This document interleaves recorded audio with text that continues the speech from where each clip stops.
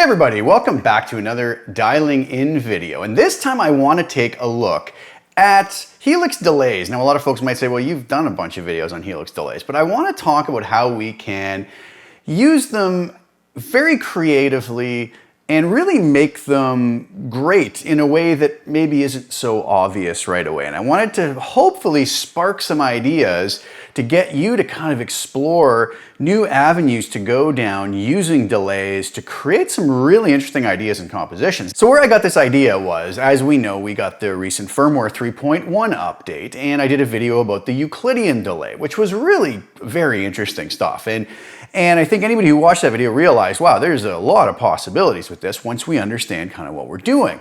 But outside of that, now that we have firmware 3 with the poly pitch effects, it opens up a lot of doors to get us maybe over into that kind of Eventide effects area, you know, Eventide harmonizer with delays and whatnot. So I'm gonna give you two examples today. One of my own compositions from one of my albums and another very famous one by the amazing Steve Vai, and showing how we can use the Helix in maybe some unconventional ways to come up with some really great results. So back in 2014, I did an album called Tales. I wrote all the music and I worked with the rhythm section of my good friend Marco Miniman on drums and the amazing Rick Fiera-Bracci on bass to complete the rhythm section. And actually back then I was using a Kemper. And I also had a full pedal board with all the Eventide large sort of form factor pedals. And I had just recently received at that point the Eventide pitch factor. And I said, I really want to use this to create some really nice sonic landscapes, we'll call it, for that album. And it worked out really well. But I would go through some of the presets that were just built in.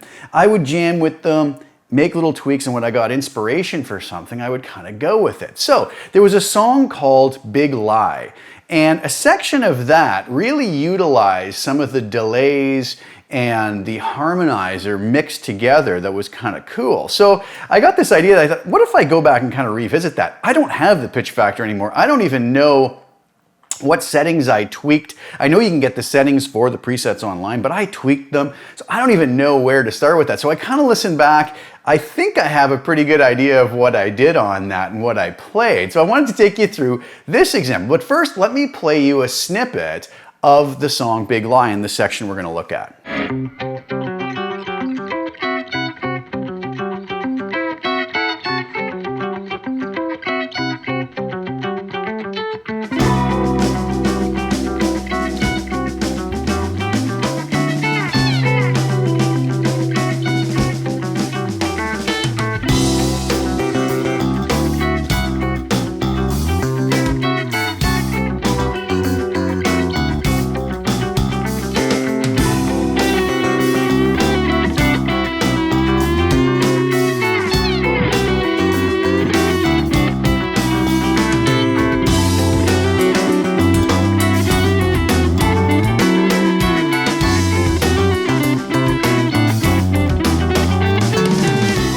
So that was it. What do you think? Kind of a cool little part. So let's go over to HX Edit. So what I started with here is a little preset with an LA Studio comp at the end, the Hot Springs reverb, the new to 3.1 Hot Springs reverb, a little low and high shelf, and a US Princess. And that sounds like this.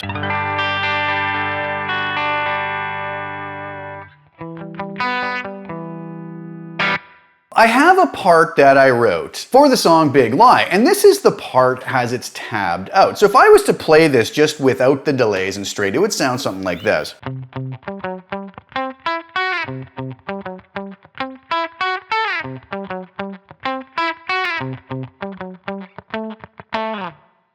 I have a couple little mutes I add in there that I didn't notate just for a cleaner look to it. Now you'll notice that didn't really sound like the example I played you already, and for good reason. We're missing all of the effects. So what I did do though is, if you'll notice, I wrote it down here on path 2, 2 delay lines, split, and then with a poly pitch effect after one of them. So the first delay line I have here, I'm going to turn that on, I have a dotted eighth note with a mix of 30% and a feedback of 0. If I add that in,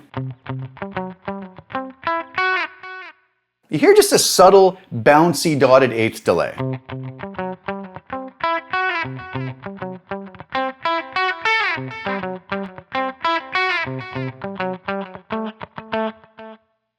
Okay, it kind of brings it to life a little bit, but I didn't really use that to give the impression of actual harmonies or notes. But what I did do is, I took a second path and I brought down another simple delay, set to an eighth note, feedback of 0, mix of 100%. And I mixed that in so that we're routing slightly more signal through that. So B path is going to be set to B5 on our split AB block. Now with that added in, what's going to happen is it's going to take, because it's set at 100% mix, if I play a note, it's going to repeat that note 100% volume an eighth note later, so it's going to start overlapping with the other notes I did.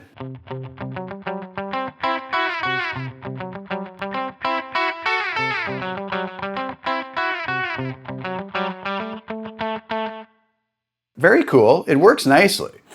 But one thing that I noticed on the original patch was that delay was then followed up with a harmonizer, which was pitching it up a full octave. And these are the settings I used on the poly pitch.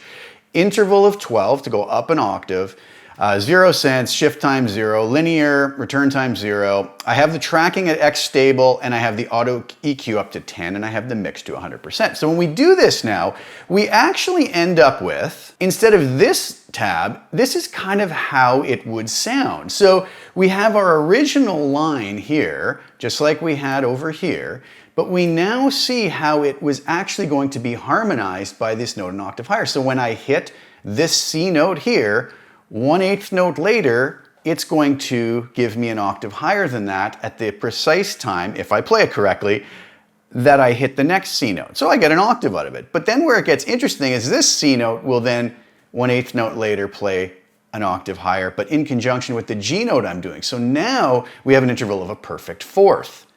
Then I play this F sharp note and the delay fills in this higher G note, which was just a rest for what I was playing. And then this F sharp plays a higher F sharp, which is now going to happen in conjunction with the G that I played to give it a major seventh, and so on and so forth. So what ends up happening is these notes start cascading on top of one another, filling in some of the holes I was leaving, and harmonizing in a very interesting way. So when I actually turn on the poly pitch effect, it sounds like this.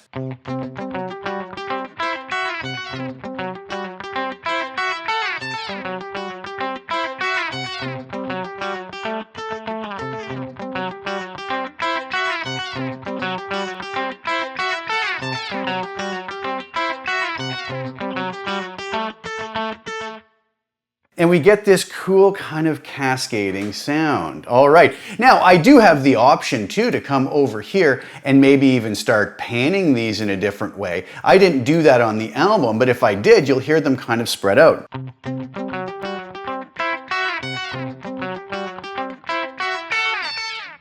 And if we go really extreme with that, we could have the harmonized part on one side and the other part on the other side.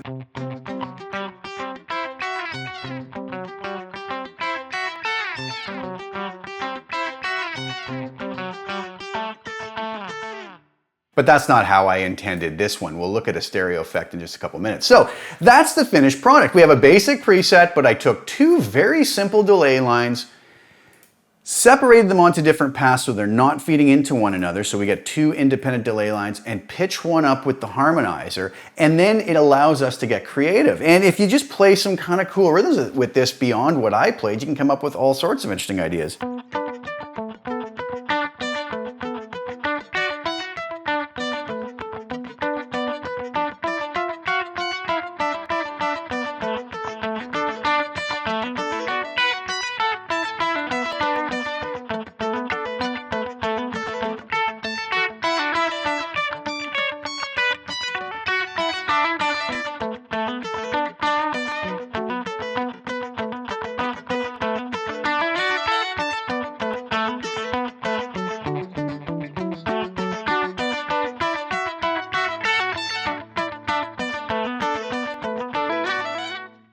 And there's endless fun, and you can really come up with some cool ideas. And I find this type of thing really sparks some interesting musical and compositional ideas. So there's something you can try, and maybe this will even spark something different for you, and you can tweak this. I'm gonna have this up on Custom Tone as well as this next preset. So growing up in the 1980s, which were my kind of formative years on guitar, all of us kind of shred heads back then even though I don't have the proper haircut for that. Nor did I back then, actually, although I did have more than this. We were all big Steve Vai fans, right? And when Passion and Warfare album dropped, was that 1990, 91, 89? I can't remember. So I think it was out of the 80s, but don't quote me on that. He had so many innovative ideas, and he was really using that Eventide harmonizer quite prominently. So one that I thought, and I'm not, before any of the, self-professed Steve Vai experts come and tell me how wrong I am, I'm not professing I recreated this preset. This is just sort of in the ballpark, and it sort of seems to work. I don't know if I'm even close on what's going on here, but is Ballerina 1224, which was this beautiful composition using pitch delays and panning. And I thought that would be really cool to come up with something like that on the Helix so that folks who want to play it can have at least a starting point and something to tweak. So I'm not saying this is right. I don't even really know how to play the piece. But anyways, let's take a look at what I had. So over here on HX Edit, what I did is, you'll notice a pretty different thing. I have kind of a wet, dry, wet setup where I've separated the paths out into 3 separate paths. Well, it's basically path 1A, path 1B, and then path 2. Now you might ask why I did it this way instead of just using a split block. Well, I couldn't on one path get 2 poly pitch effects, which is what I needed. So what I do have here, and I'm not even using an amp model, I just like the pristine crispness of going direct, and I'm using a Strat, which I like the sound of. I don't think Steve used a Strat, I doubt it, but maybe he did, who knows? I don't really know, I wasn't there. So we have the guitar input feeding all 3 paths, going into, first and foremost, a compressor with the same or extremely similar settings on each. This one inadvertently got set to 6:1. Anyways, not important, not a big deal. I have the volumes a little different on each to balance it the way I want it. So we have a little bit of deluxe compressor at the beginning. Then we have 2 separate simple delays again. And these are just mono delays. One is set at an 8th note, and I'm set at a tempo of 134 beats per minute. Feedback of 0, mix of 100%, because all I want is the delayed sound coming here. Same with on this one. Same settings, except you'll notice that I have it set at a 16th note. So 8th note, 16th note down here. We then take the poly pitch on each and we pitch this top one up by 9 semitones, or a major 6th interval. And we pitch up the 16th note delay by 5 semitones, or a perfect 4th interval. So we have a 1, our dry signal, which is our root note, then a perfect 4th, and a major 6th interval. So pretty interesting harmony being created. But what's going to happen, because I have the mix to 100% on these paths, is that you're going to hear the direct note, then a 16th note later you're going to hear this pitched up note, which is up a 4th. And then an 8th note later, you're going to hear this pitched up a major 6. Now, I don't know, maybe on Steve's he actually has that reversed so that this interval is here. I don't know. Like I said, I don't really care. This is just to get you started. You guys can change it however you want. But the other thing that I did do, you'll notice the middle path is just direct. It is right to the center. I have the top path boosted up 5 dB, panned all the way to the left, and the bottom panned all the way to the right with the same boost of 5 dB. So what it actually does, if I turn all of this off, we just end up with this direct signal going through 3 paths.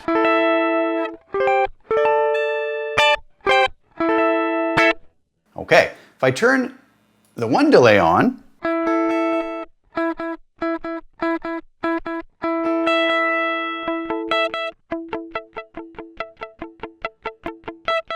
so here all the way over on the left we get an 8th note.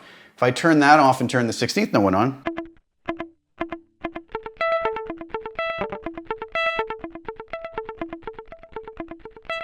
we get a 16th note. Now if I turn them both on,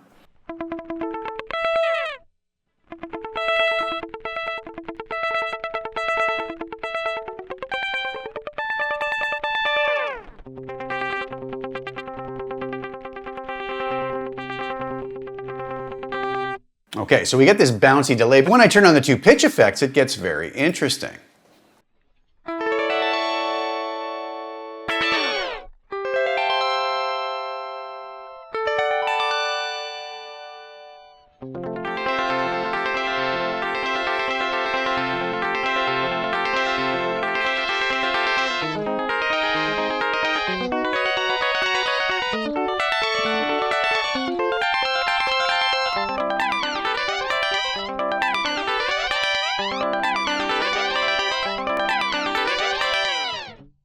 or something like that. So very, very interesting stuff. Again, without the pitch effects on,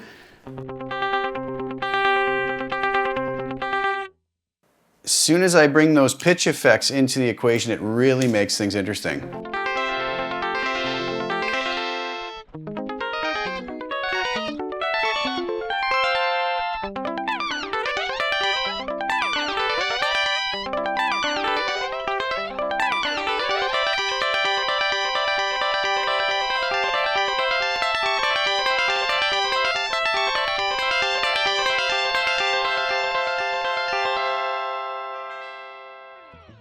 So some pretty interesting stuff indeed. All right, so I'm gonna have those two presets up on Custom Tone. Very specific purpose presets, but I hope that they can be a launching pad for maybe some of your own ideas and your own compositions, or just some fun jamming with them, using them with a loop maybe, I don't know. Whatever strikes you as these being useful for, please do, and please tweak them, change them up to sound like you need them to sound, like you want them to sound. Hopefully it just sparks an interesting concept or idea for you. Thank you guys so much for tuning in. I really hope you enjoyed that. That was a fun one to dive into, and I just wanted to try something a little bit out of the box using some of the new features we've had since firmware 3.0. Thanks so much, guys. Please like the video. Please share it with anybody who you think would get use out of this or enjoy it, because I think there's some pretty cool stuff in here that a lot of folks might like that maybe they'll just miss it because it never came across their YouTube screen. So please subscribe to the channel and hit the little bell notification to get notified when I put new content out. I'll be back very soon with some more content. Thank you so much for tuning in. Ciao for now.